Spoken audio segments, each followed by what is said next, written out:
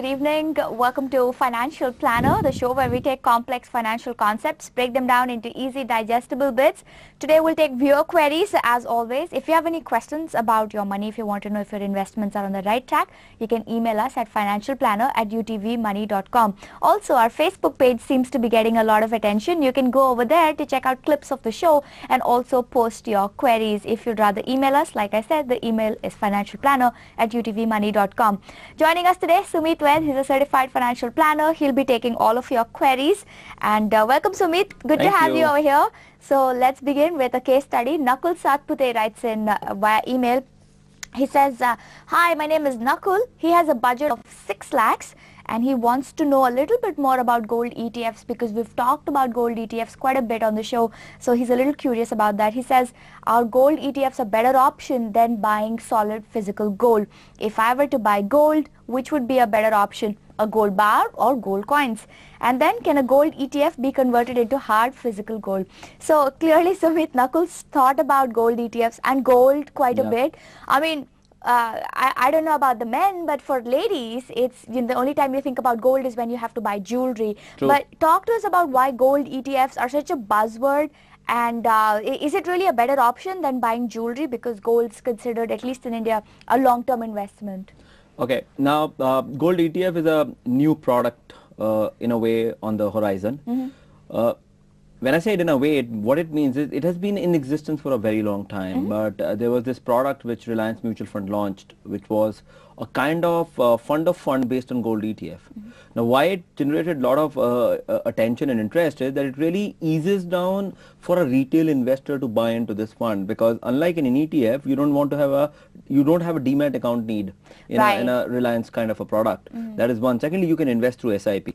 So gold ETF is a old structured fund. There is a new kind of a fund which invests in ETF, which is a new structure which is creating attention. And ETF, in simply way put, is a paper gold, which is having underlying gold into this, so people then don't need to go and buy gold.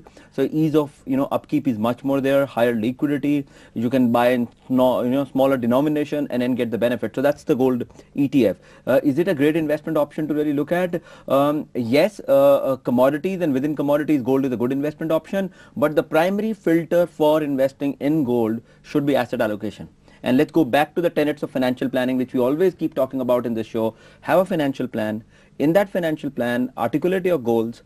Within that goals, build an asset allocation. That asset allocation should include of direct equities and equity mutual funds, fixed income, and in commodities, gold. Underlying of gold can be ETFs or physical gold. So that's the right way of looking at it. So that's the first answer. Right. The other thing is that, when you talk about asset allocation, so basically what you're trying to say is if you have this 6 lakhs, and that's, see where that fits into your whole investment mantra. And the thing is, don't put all of your money in this one basket, which is gold. I mean, we're talking about it a lot. And then gold is rallying because of all the geopolitical tensions around the world. But your point is don't put all your eggs in one basket. So don't put it all in gold itself. Decide where that goes.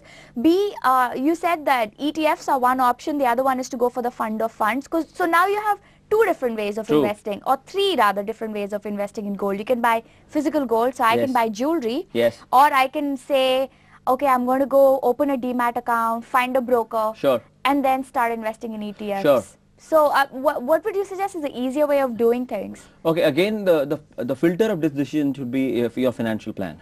And as we articulated that when you are having your dreams being converted into gold, then gold should have an asset allocation. Within that, gold fits in one way as an asset allocation strategy. The other is within the financial planning, the first filter is of emergency planning. Now, a lot of people we have seen in India which feel that for even emergency planning, gold is a good hedge. Right, because they always feel that, look, मेरे पास इतना सोना है, मैं रखूंगी, अगर कुछ हो गया तो I can sell the gold and I can immediate cash. Is that a good way? It definitely is a serious way. I'll not put it as good or bad, because each to his own and comfort. But let's go back in history. And I've heard this story a lot from my parents during the partition of India-Pakistan.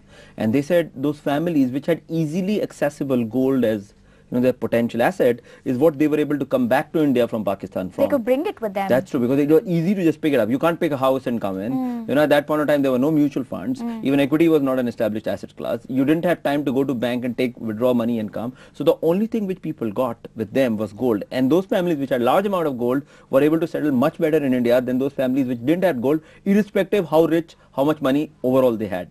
So, there is school of a thought which says in emergency planning, gold as gold, bricks or biscuits is not a bad idea, because it's a concentrated value in a smaller proposition. Even if you have to, pick up and run. Yeah, you could do it easily. Easy. And now let's superimpose a Japanese earthquake scenario here, a tsunami scenario here, and something has to happen.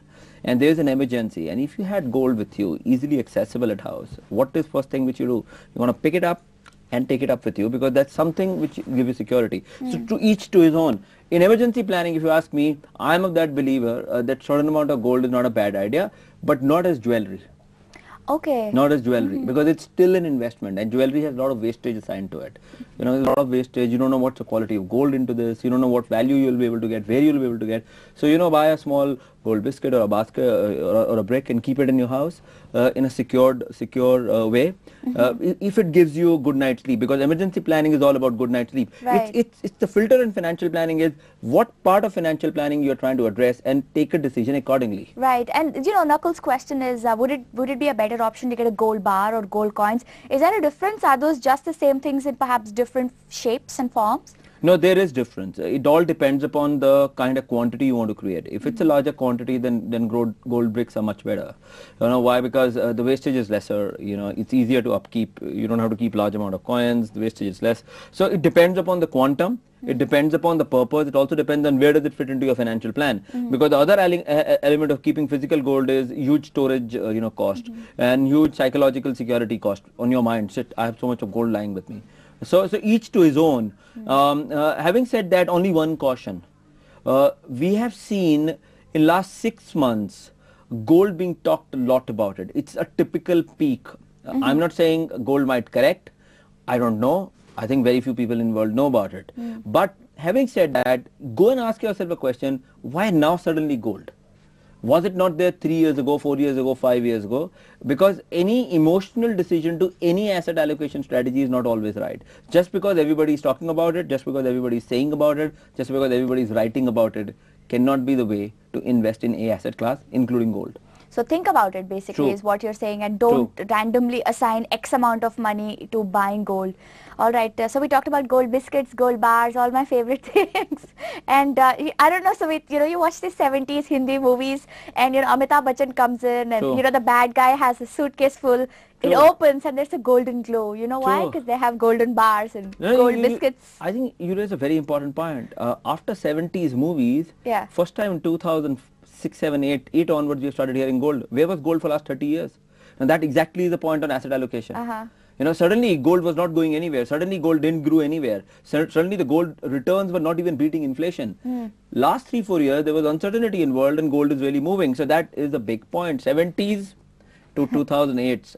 Is a question which you need to ask yourself. All right, let's take a quick break. When we come back, we'll talk about Shudipta Pal's question about her investments. She wants to know if she has enough insurance. Well, we'll talk about that after this.